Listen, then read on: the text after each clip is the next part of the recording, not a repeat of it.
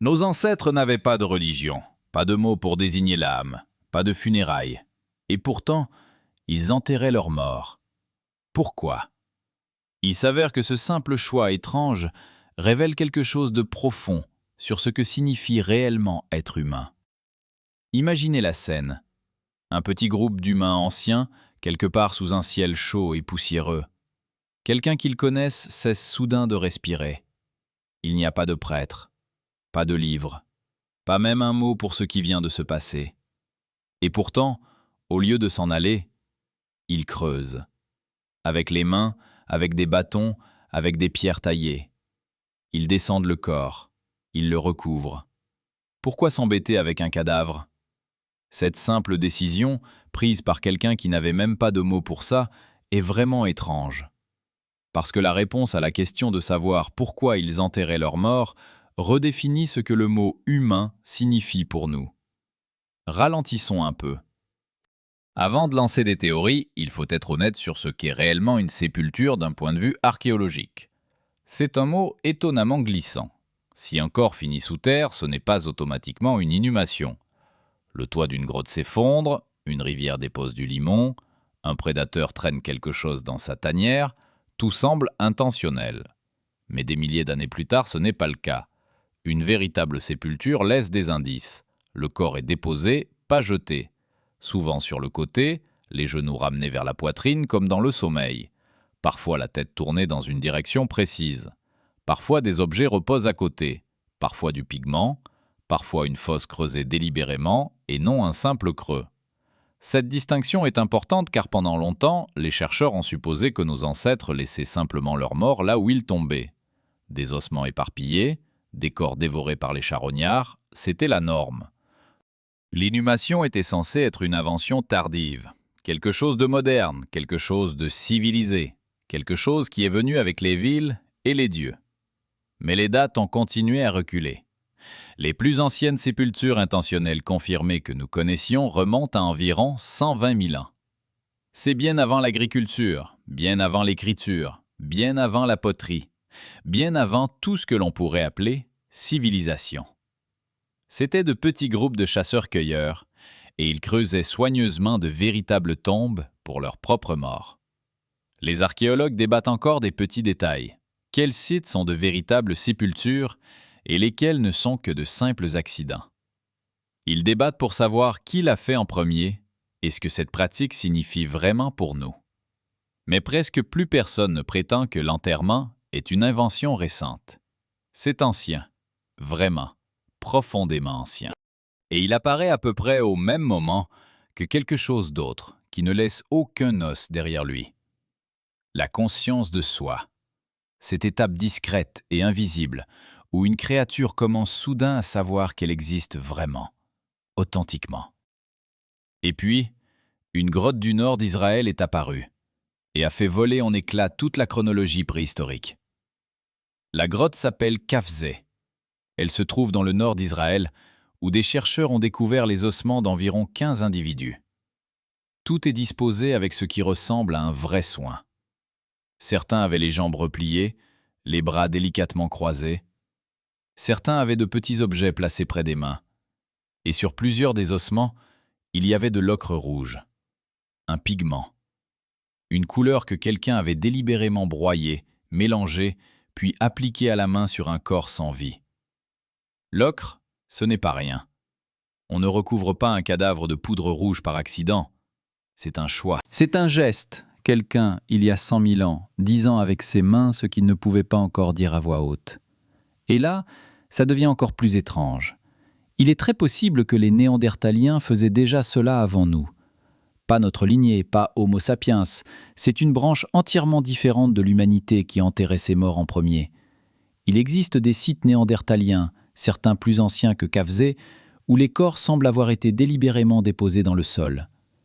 Ce qui signifie que la sépulture précède l'agriculture, elle précède l'écriture, elle précède la majeure partie de ce que nous appelons la culture humaine.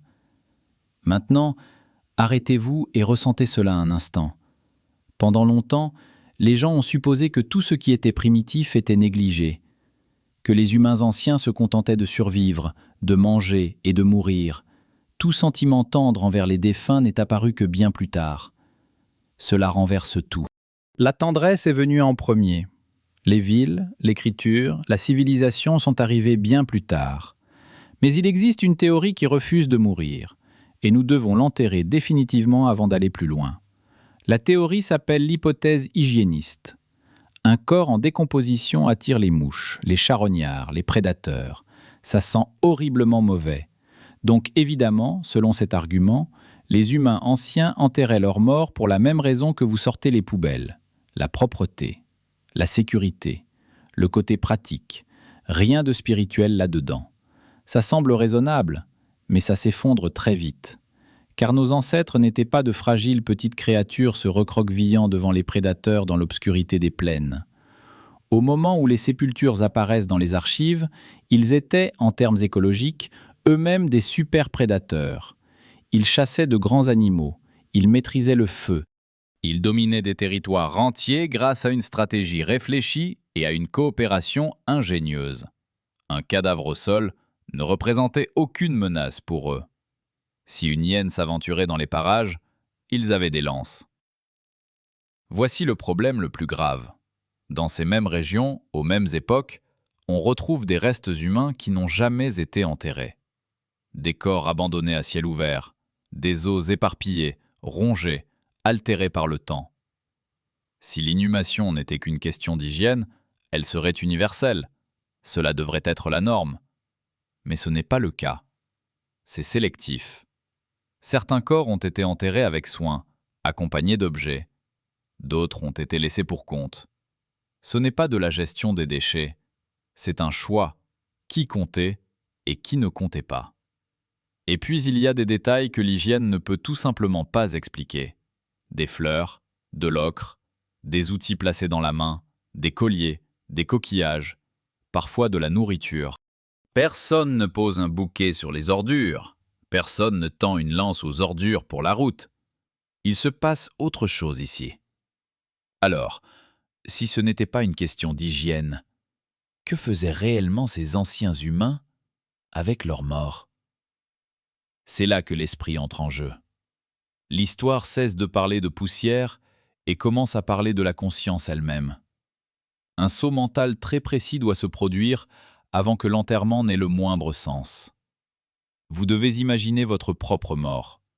Non pas simplement la craindre, non pas simplement l'éviter, vraiment l'imaginer. Regarder un corps et comprendre quelque chose de silencieux. Ce jour-là, ce corps, ce sera toi. Ça s'appelle la conscience de soi, et il s'avère que ce n'est pas si évident. La plupart des animaux ne l'ont pas. Certains, si. Les scientifiques testent cela avec ce qu'on appelle le test du miroir. Vous placez un animal devant un miroir. S'il comprend que le reflet, c'est lui-même, il réussit le test. Par exemple, retirer un morceau de nourriture coincé entre ses dents en utilisant le reflet. Les grands singes réussissent. Les éléphants réussissent. Les dauphins réussissent. Certains oiseaux réussissent. La plupart des animaux ne le font pas. Et ce même saut mental est exactement ce que l'inhumation exige discrètement de quiconque l'accomplit. Des études montrent que certains animaux qui réussissent le test du miroir font autre chose de difficile à expliquer. Ils éprouvent du chagrin. Les éléphants reviennent auprès des ossements des membres défunts de leur famille. Ils touchent les crânes de leur trompe et restent près d'eux pendant des heures. Ils reviennent des années plus tard. Ce n'est pas de l'hygiène. C'est une mémoire portée à travers les saisons et les vies. Maintenant, imaginez que vous êtes un humain des temps anciens. Vous possédez ce même équipement, et bien plus encore. Vous pouvez anticiper. Vous pouvez raconter des histoires, même sans langage complet, en utilisant les gestes, le chant, l'attention partagée avec les autres. Vous regardez le corps de quelqu'un que vous connaissiez. Ils étaient là hier et ne sont plus là aujourd'hui. Et vous pouvez imaginer vaguement qu'ils sont peut-être encore quelque part. C'est alors que l'enterrement devient possible. Lorsque vous déposez des outils ou des perles dans une tombe, vous pariez discrètement qu'ils en ont encore besoin. Tu traites les morts comme s'ils avaient un avenir. Tu inventes, sans le savoir, le premier au-delà. Non comme un dogme, mais comme une intuition. Et l'inhumation fait encore une chose discrète. Elle projette la mémoire vers l'extérieur. La tombe est un lieu où l'on revient. Elle dit « Quelqu'un était là. Quelqu'un comptait pour nous. » Ton cerveau ne porte plus toute l'histoire à lui seul. La terre la porte avec toi désormais. Puis quelqu'un a fouillé une grotte de Néandertal et découvert un enfant enterré avec une délicate aile d'oiseau. Le site se trouvait en Irak, une grotte appelée Shanidar. Les chercheurs y ont découvert les restes de plusieurs Néandertaliens. Autour d'un squelette, ils ont découvert des concentrations exceptionnellement élevées de pollen de fleurs. Et pas n'importe quel pollen, du pollen de fleurs qui s'épanouissent à différentes périodes de l'année, ce qui suggère que quelqu'un les a rassemblés intentionnellement. Cette découverte est connue sous le nom de sépulture aux fleurs, et elle fait débat. Certains soutiennent que le pollen a simplement été apporté par le vent. D'autres disent que des rongeurs fouisseurs l'ont apporté. Mais certains soutiennent qu'un Néandertalien a vraiment été enterré avec des fleurs déposées sur lui, il y a 60 000 ans. Le débat dure depuis des décennies. Mais en laissant les fleurs de côté, Shanidar a tout changé. Les corps ont été placés.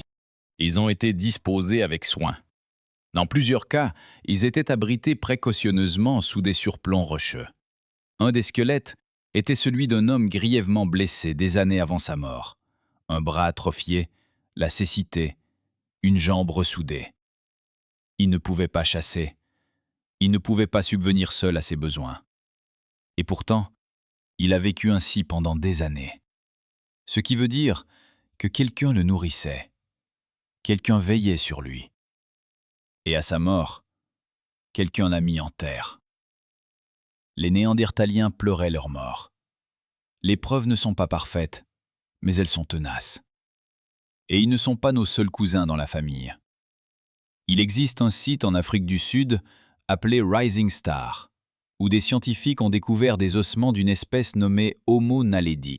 Un petit cerveau, à peu près de la taille d'une orange. Pas des humains modernes, pas des Néandertaliens. Quelque chose de complètement différent, quelque chose de plus ancien.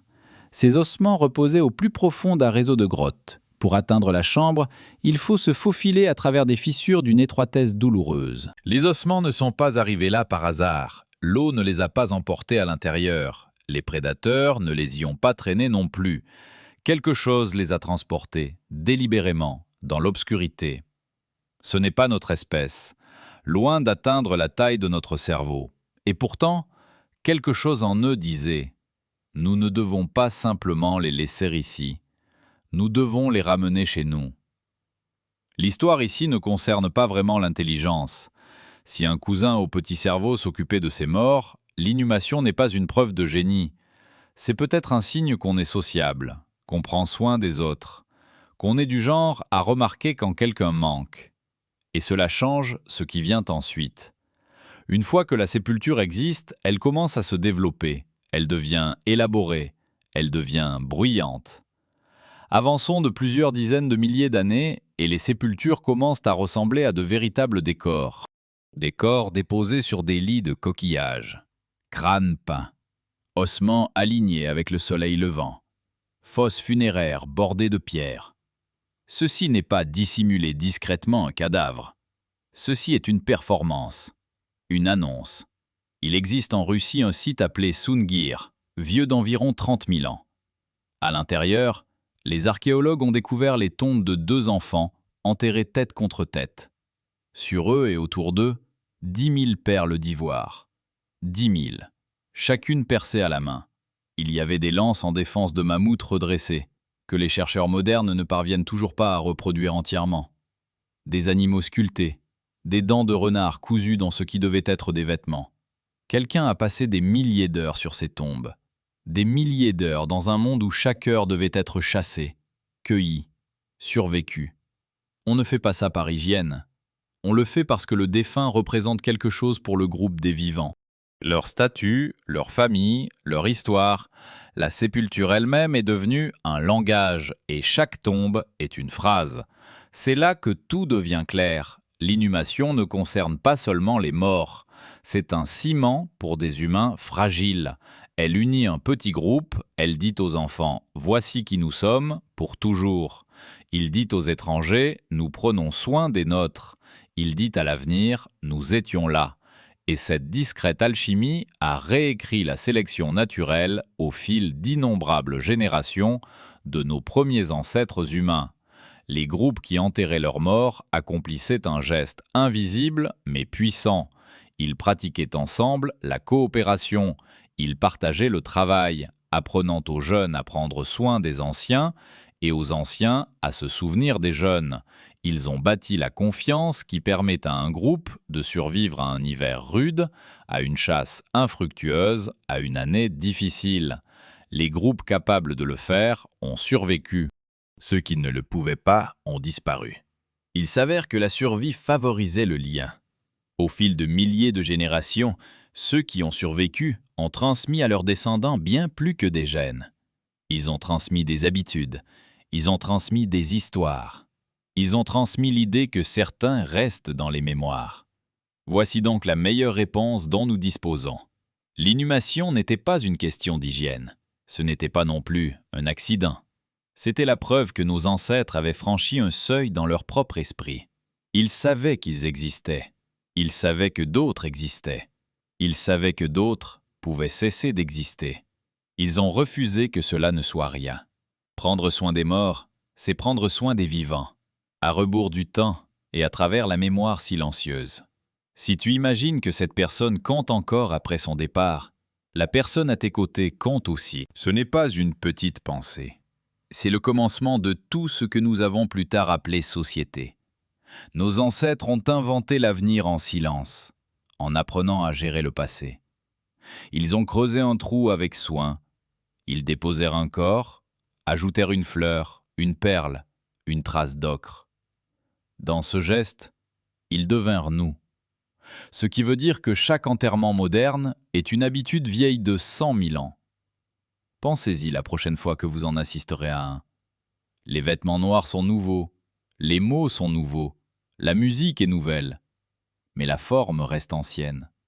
Des gens rassemblés autour d'un corps, murmurant que celui-ci comptait vraiment. Cette forme était déjà ancienne quand les pyramides étaient jeunes. Voilà pourquoi les gens tressaillent à l'idée de la crémation, même quand ils l'approuvent intellectuellement. Pourquoi nous gardons des photos de ceux qui sont partis ? C'est pourquoi nous visitons les tombes lors des anniversaires de naissance et de mariage, même lorsque nous affirmons ne plus être religieux. C'est pourquoi une pièce peut sembler étrange pendant des années après qu'on y est mort. Un vieux logiciel qui tourne discrètement. Les rituels du deuil, des funérailles en cathédrale à la bague gardée au fond d'un tiroir, prolongent ce que nos ancêtres accomplissaient déjà à Kafzé. Ils offrent aux morts une place. Ils offrent aux vivants un moyen d'avancer à travers le silence douloureux. Ils transforment l'absence en quelque chose vers quoi l'on peut marcher et dont on peut s'éloigner, au lieu d'une chose qui hante partout. Les cimetières, considérés froidement, sont des disques durs externes pour la mémoire, des rangées et des rangées de noms, de dates, de petites phrases gravées. Le cerveau humain, honnêtement, n'est pas doué pour retenir les gens à travers les générations. La pierre, elle, se souvient à vos côtés, patiemment. Le sol se souvient avec toi. Tu tiens ce geste de quelqu'un, accroupi dans une grotte, les mains pleines d'ocre. Et une fois que vous le voyez, vous ne pouvez plus l'oublier. Chaque pierre tombale est une descendante de cette toute première sépulture. Chaque éloge funèbre est un descendant de ce premier geste. Chaque moment de silence passé à penser à un être disparu y trouve son origine. Retour à un humain ancien, il y a 100 000 ans, refusant d'abandonner ses morts. C'est un étrange héritage, pas dans le sang, mais qui vit discrètement dans le comportement. Une habitude si ancienne qu'elle précède presque tout ce que nous considérons comme véritablement nôtre en tant qu'espèce. Et il y a une question encore plus étrange qui découle de tout ce refus ancien et obstiné de partir. Si la sépulture est le premier lieu où la pensée symbolique s'inscrit dans le sol, vers quoi cela nous mène-t-il ensuite ? Parce que dès qu'on peut imaginer que les morts se trouvent encore quelque part, imaginer d'autres choses invisibles devient plus facile. Des pouvoirs, des observateurs, des êtres qui n'ont jamais eu de corps. Autrement dit, une fois qu'on invente l'au-delà, les dieux ne sont jamais loin derrière. Il s'élève de cette même terre où nous avons enterré pour la première fois un être aimé. Si cela vous a intrigué, restez avec moi. Je vais vous expliquer pourquoi, partout dans le monde, les humains ont inventé des dieux, et pourquoi la réponse commence probablement dans ces mêmes grottes silencieuses dont nous venons de parler ensemble ce soir. Si ce genre de questions te parle, abonne-toi. Je fais des vidéos sur des sujets qui me passionnent vraiment.